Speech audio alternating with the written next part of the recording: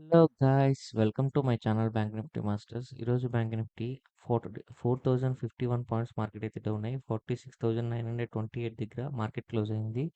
ఈరోజు మార్కెట్లో లోయెస్ట్ లో వచ్చేసి 46,077, హైయెస్ట్ వచ్చేసి 50,667. అంటే ఆల్మోస్ట్ ఆల్ మార్కెట్ అయితే 4,600 పాయింట్స్ వరకు మార్కెట్ మూవ్మెంట్ అయితే జరిగింది.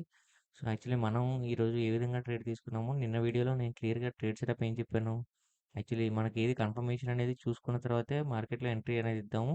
అది 2 30 మినిట్స్ చూసుకొని ఇద్దామని చెప్పాను. సో మార్కెట్లో 2 30 మినిట్స్ చూస్తే హ్యూజ్గా రిజెక్ట్ అయింది అన్నమాట. మార్కెట్లో హ్యూజ్గా ఫాలో అయింది. ఎప్పుడైతే మార్కెట్ హ్యూజ్గా ఫాలో అయిందో యాక్చువల్లీ ఇక్కడ నుంచి మార్కెట్ రివర్స్ అవుతుంది. కానీ మనం ఇక్కడ ఎటువంటి ట్రేడ్ తీసుకోకూడదు అనమాట.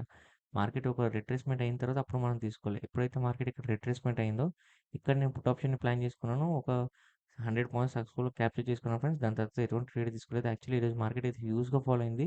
ఇదంతా రిజల్ట్స్ ఇంపాక్ట్ వల్లే మార్కెట్ అనేది ఇంత హ్యూజ్గా రియాక్ట్ అయిందనమాట.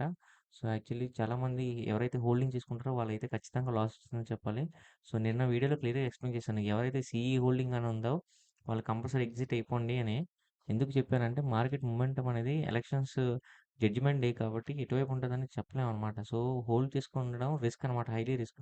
ఈరోజు అయితే మాక్సిమం చాలామంది లాస్ వచ్చిందని చెప్పాలి. చాలా మందికి లాస్ వచ్చింది.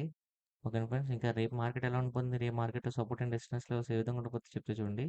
ముందుగా రేపు మార్కెట్ అబ్జర్వ్ చేస్తే రేపు మార్కెట్ అయితే రికవరీ అయ్యే ఛాన్సెస్ ఎక్కువ కనిపిస్తుంది. ఎందుకంటే హ్యూజ్గా ఫాలో అయింది కాబట్టి రికవరీ అయ్యే ఛాన్సెస్ కనిపిస్తుంది.